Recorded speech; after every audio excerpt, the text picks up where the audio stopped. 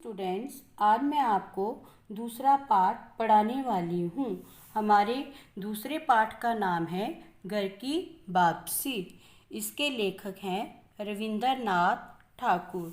बच्चों, इस पाठ में लेखक ने बाल मनोविज्ञान को दिखाया है। एक बालक जब अपने परिवार से दूर होकर अनजान लोगों के बीच में रहता है तो उसे वहाँ पर अपने घर जैसा प्यार नहीं मिलता, तो वो बच्चा उदास रहने लगता है और उसकी सारी चंचलता खत्म हो जाती है।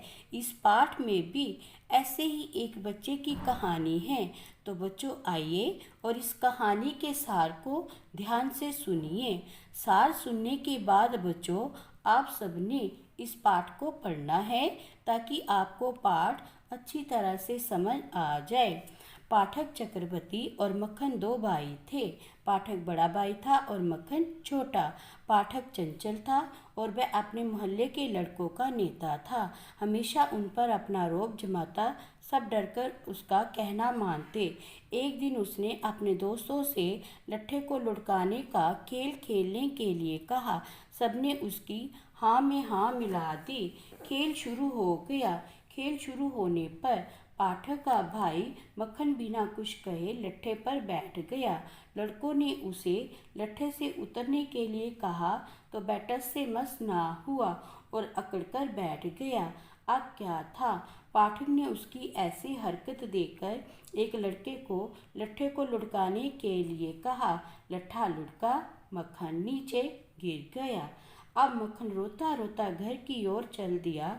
इधर पाठक माँ के डर के मारे नदी किनारे मुंह हाथ धोकर घास तोड़ तोड़ कर खाने लगा। माँ के बुलाने पर भी वह घर नहीं गया। इसी बीच एक उदेड़ उम्र का आदमी, कौन था बच्चों ये?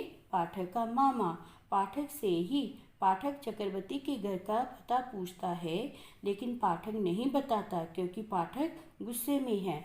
पाठक जब घर जाता है तो माँ पूछती है, तूने फिर मक्खन को मारा है? नहीं माँ, मक्खन ने कहा, हाँ हाँ, इसी ने मारा है।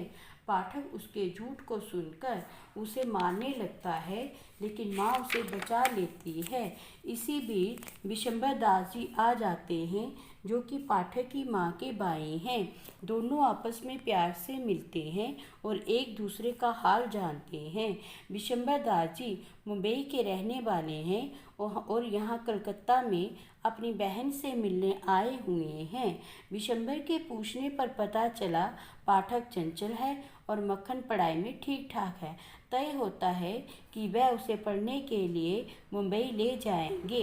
ये सुनकर पाठक बहुत खुश होता है और मुंबई जाने से पहले वह अपने खेलने का सामान, मछली पकड़ने की हत्थी, पत्थर के छोटे छोटे टुकड़े और एक बड़ी पतंग मक्खन को दे देता है।